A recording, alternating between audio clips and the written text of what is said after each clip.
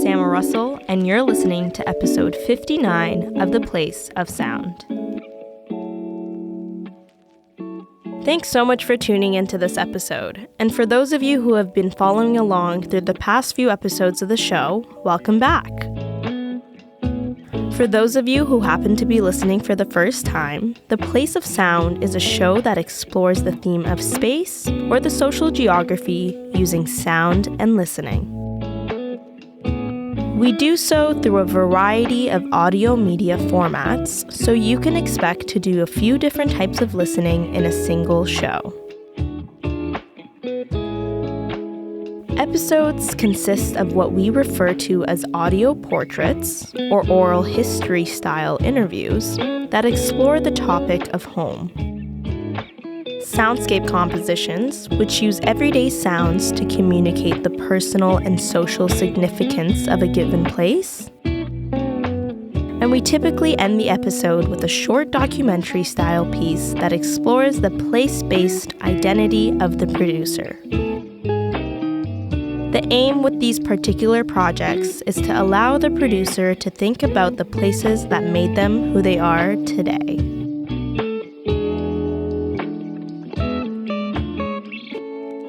However, today's episode is going to be a little different.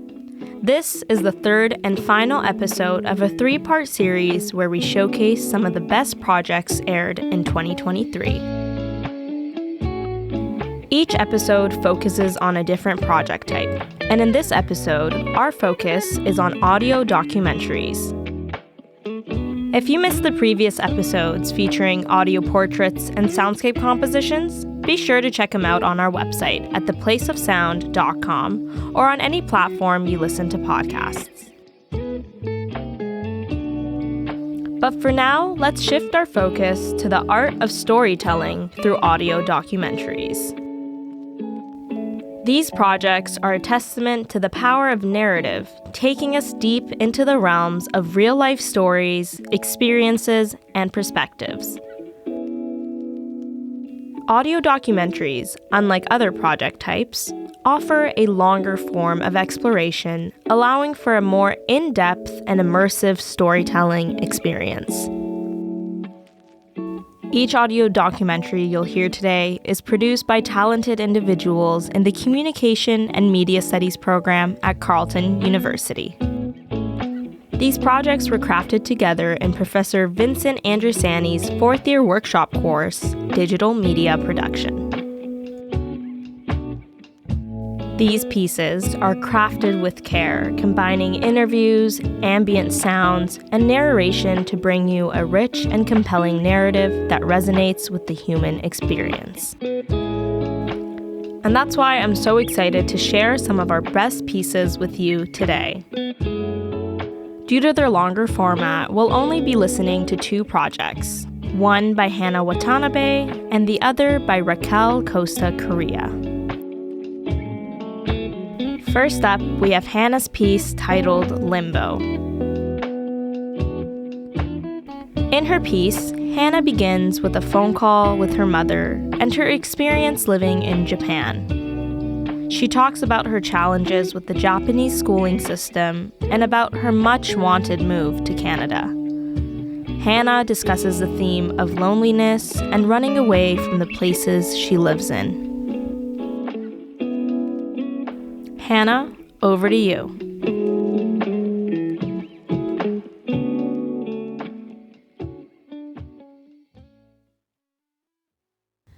Hi, my name is Hannah, and this is an audio documentary about what Ottawa means to me. I had the tendency to run away from every place I've ever lived in, and somehow I was led to Ottawa, a place that meant little to nothing. Ottawa turned out to be a place of growth while I was in a limbo of going back and forth between places. Before I begin, I would like to acknowledge that we are on and talking about the unceded and unsurrendered land of the Algonquin Territory. This is Limbo. I hope you enjoy.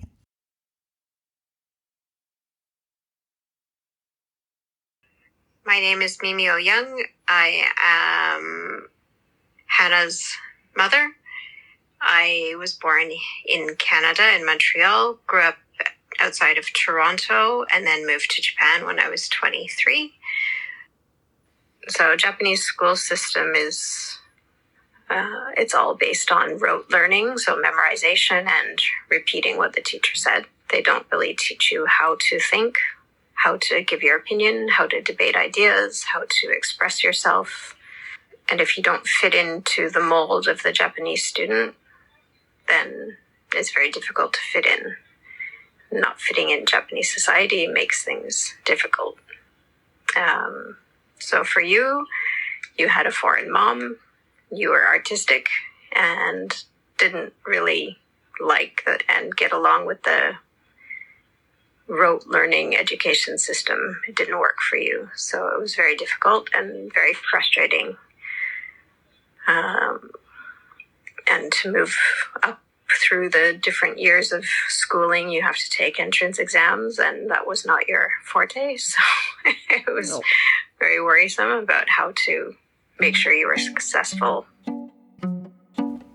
When I tell most people I'm from Japan, people assume that the country is ahead of its time and that it's futuristic or high technology. To be fair, when you Google search Japan, it gives you images of temples, castles, and Mount Fuji framed by cherry blossoms, so it's understandable that you'd want to visit. My experience in Japan was quite different from what Google shows you. Existing in Japan was like a 15 years of nightmare, and I felt like I couldn't catch a breath. I hated Japan. You'd almost only be successful if you had photographic memory. I used to study 2 weeks in advance for my exams, and the highest grade I've gotten was 56, and the lowest grade I got was a 7%. My hardest work was never enough for me to succeed in Japan, and at that rate, if I had stayed in Japan, there was no way that I was going to be successful in life. But at the same time, I was struggling with my academic career. I was struggling with my friends.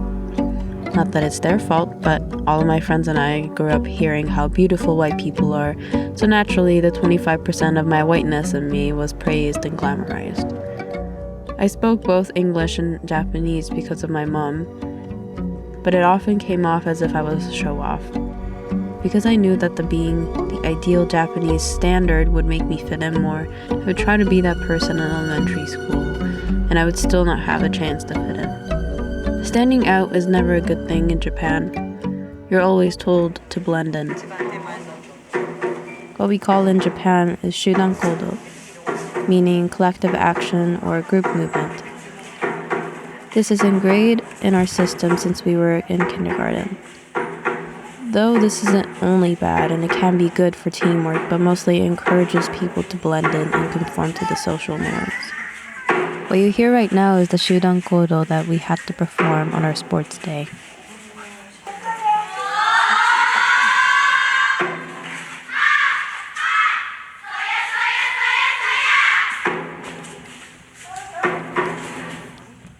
There were a lot of power dynamics in Japan that you were obliged to follow. Even if they were only a year older than you, you had to ask permission to do certain things, especially if you're in the same extracurricular after-school activities. For example, I play tennis every day after school, and I was obligated to ask permission to drink water, sit down, move to the shade even in 40 degrees Celsius temperature with 100% humidity. Standing up to your authorities was never really an option, and it was considered disrespectful. Here's my friend Tamano speaking on her experience of the hierarchy at work. うちさ、ほんまに仕事遅いねんけどさ、でもなんか、ちゃんと、こうなんか、返事だけちゃんとしてね。返事だけちゃんとしてて。で、これやっとけみたいな。これ汚いけどって言ったら、あ、はい、すいませんって感じでこう、ひたすらこう返事して、大きい声で、で、吹いて、で、めっちゃ仕事遅いけどやっててんやんか。なんか、その日、結局、その人とずっと一緒になって、で、なんかもうめっちゃぐちぐちもいつもずっと文句言われたけど、全部ありがとうございますって言って答えて、したらまあその先輩はすっごい怒ることはなく、その日終わってんやんか。To summarize what she said that she's not great at working and she's quite slow at catching on. And her senpais are those who have seniority, and they are typically very rude, even if you're trying your best. So they treat her poorly at work and yell at her sometimes, but she always has to respond with, "I'm sorry and thank you," as this is a form of respect in Japan. You were also restricted from being yourself and expressing who you are. Piercings and dyeing hairs were forbidden, and girls were forced to get on their knees to measure the length of their skirts, while boys weren't allowed to wear long hair. If on the days you didn't get enough sleep and you were late, you were publicly humiliated in front of 900 students by calling your name. I was privileged enough to know a world outside of Japan and to be able to actually leave. I knew, based on my mom's experience, Canadian education was a lot more suitable for me. In April of 2016, I moved to Toronto like I always dreamt of, and I finally felt like I found some comfort in living and I had reason to be here. But in no time, I graduated from high school and it felt like it was time to leave and run away again. I moved away to Ottawa for university, having no clue what I was doing. I sat in a room full of people more than I've ever seen, and it reminded me of how it used to be in Japan. Even though I lived on residence and anywhere you looked, there were people who surrounded you. I felt the most loneliest not knowing why I was back in Japan.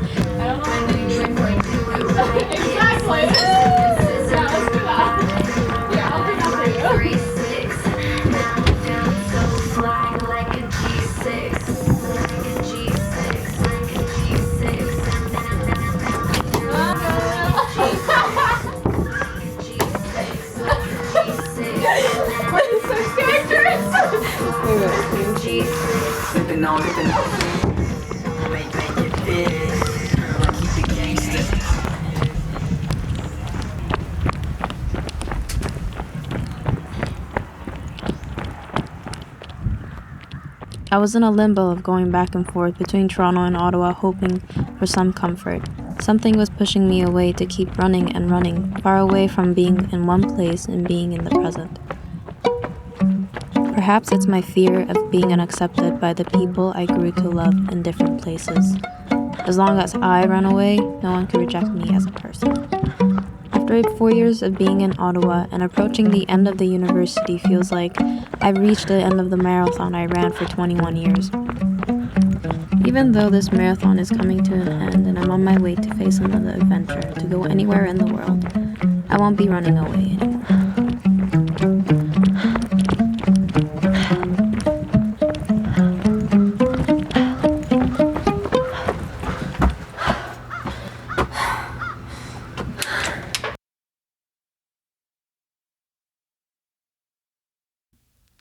Thank you, Hannah, for sharing that vulnerable and immersive audio documentary with us. Before we continue on to the last project of the episode, here's a quick public service announcement from So Far Sounds, Ottawa, a local music events company responsible for various small performances throughout the city.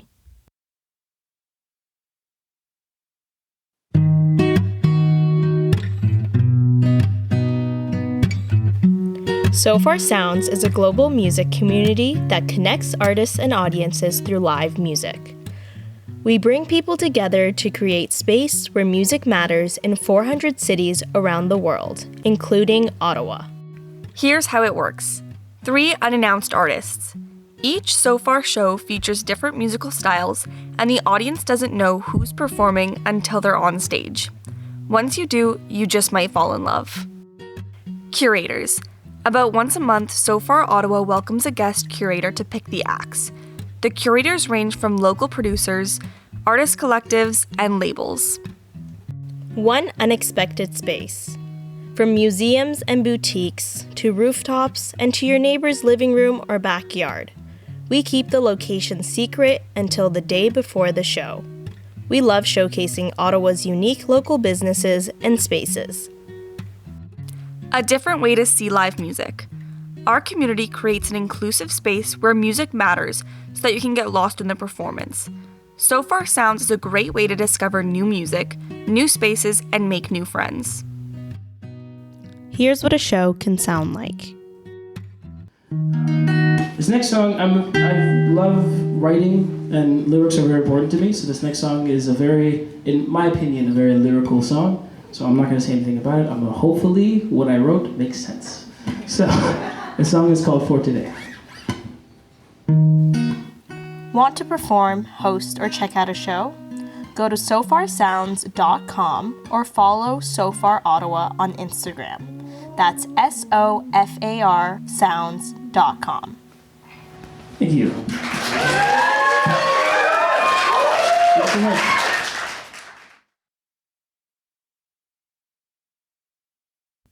And now on to the next and final project for this episode.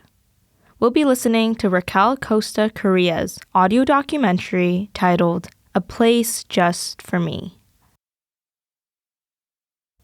This piece is about the ways Raquel's childhood home, specifically her bedroom, shaped her identity.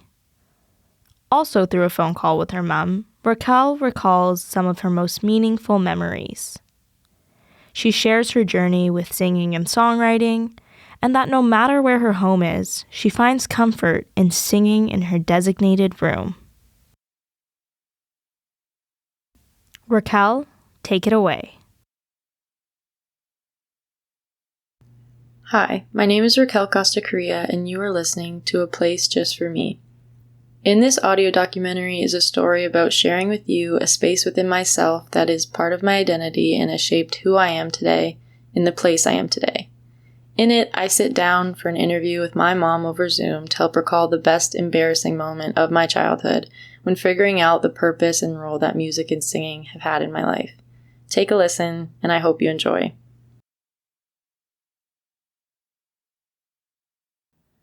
I think I was around 6 years old when I lived at 144 Large Crescent. This was my first home. It was a cute house. My room was quite literally a square, very small. It had 4 walls that were painted this awful yellow color that I guess accented the dingy beige carpet on the ground. I remember there was this large rectangular window on one of the walls, and it looked out to the path that led to a park near my home. And there were all these trees and people and traffic that would pass by, and I would just stare. Even at night to gaze at the moon, or in the morning to watch the sunrise. And it was like my first own space. I loved that home and that room. I think it was the first time I found my voice. But also the first time I was incredibly embarrassed with sharing a part of myself with someone in particular.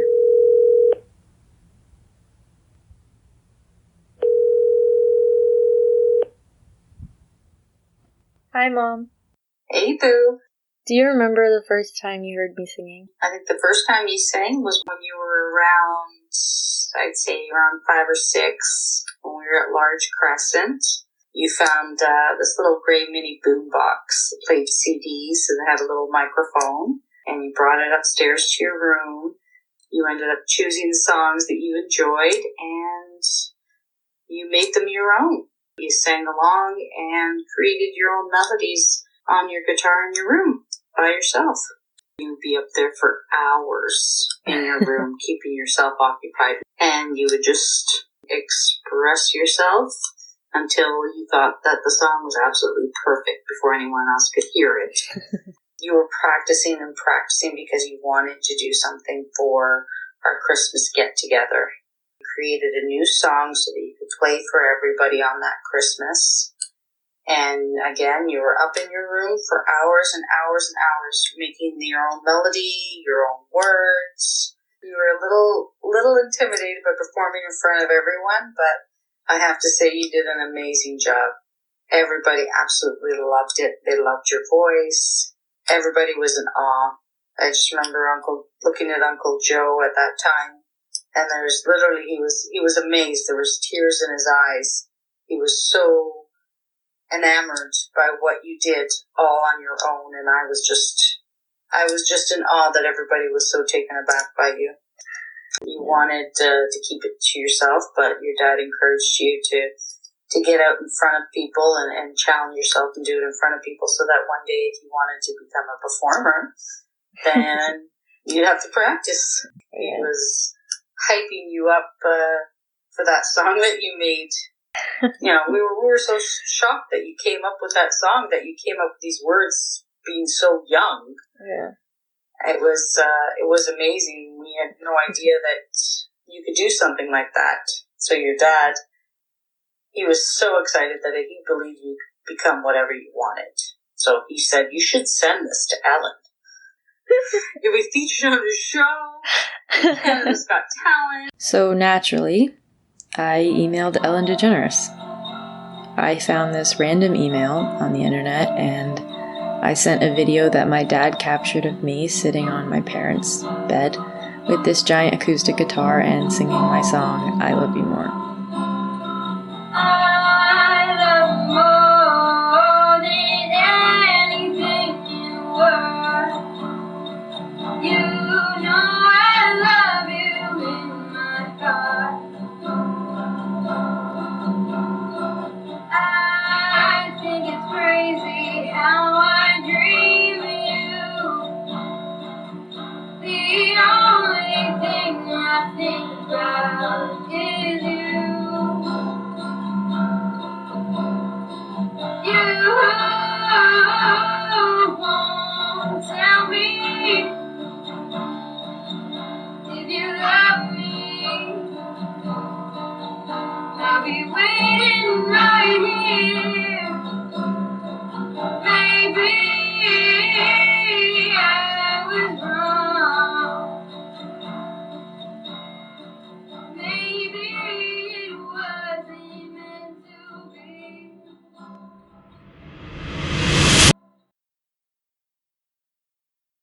It's like 2 years now, and still no response from Ellen DeGeneres.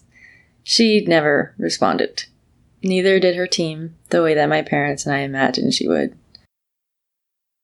There's this video of me floating around the internet somewhere of me as a little girl introducing myself to Ellen and how much I loved her show and singing her my song for her to notice and hopefully feature me on her television show for me to blow up. And so how would you say it's part of my identity, even as a kid and now? I think you like to sing because it soothes your soul. It was a way for you to create and think through things that you were dealing with in your life. Something upset you, then you'd like to go up there and sing, and that just kind of released whatever tensions you were feeling and stuff that you had to deal with. You had a passion for it. I think that'll stick with you because that's something that keeps you calm and you enjoy it. It's not something you have to do with people. It's just something you do on your own. I think it was for the best, honestly. Singing my song in front of my family and people who are close to me already means more to me than anything else. I still kept the bright purple shirt my aunt got me that said I love you more on it when I performed at Christmas, and I'll always admire how much my family has my back and believes in this part of me that I don't really share with just anyone. I am 23 years old, living in downtown Ottawa. I moved a lot in my lifetime and had many homes, but always sang in my room just to myself, and I really only share this part of me with the people I've formed trusting relationships with. I didn't become a superstar or a kid prodigy like my parents envisioned. I am Raquel, a fourth-year communication and media studies major who likes creating and exploring who I am through music and singing, and to me, music is just one part of who I am today, and it doesn't need any validation from anyone. It's my space, and it's just for me.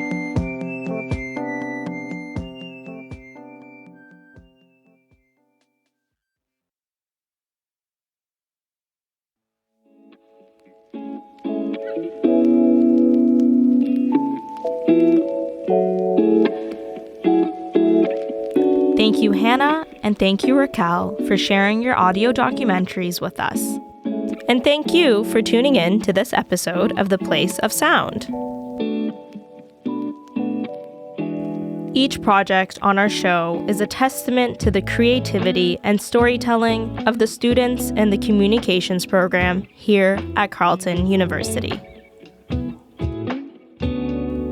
If you've been with us since the beginning of this series, you've explored the depths of audio portraits, traveled the landscapes of soundscape compositions, and now delved into the rich narratives of audio documentaries. Each project type has offered a unique lens into the diverse talents thriving within our Ottawa community.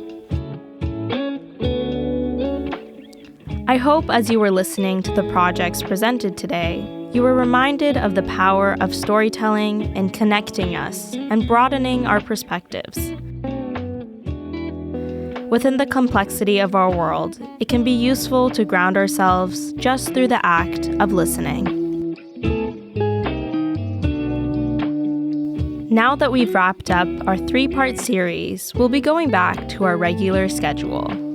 Future episodes are going to consist of audio portraits, soundscape compositions, and audio documentaries. 1 project type each. Keep in mind, these are a brand new batch of projects produced in Professor Andersani's most recent digital media workshop course. If you're interested in checking out more, have a look at theplaceofsound.ca, where you're not only able to hear more audio media, but in some cases, to see some of the original photos and the writing that students produced to go along with it. There's also a featured work section on the site's blog, where you can access some notable individual projects, and in the classes section, you can have a look at some of the work produced in each of the previous semesters. But in the meantime, stay tuned for more captivating audio explorations in our future episodes that air every other Monday on CKCU FM and can be found wherever you listen to podcasts. We'll continue to bring you diverse and thought-provoking content that celebrates the boundless possibilities of sound, space, and the human experience. Thanks again so much for tuning into this episode, and we'll catch you next time on The Place of Sound.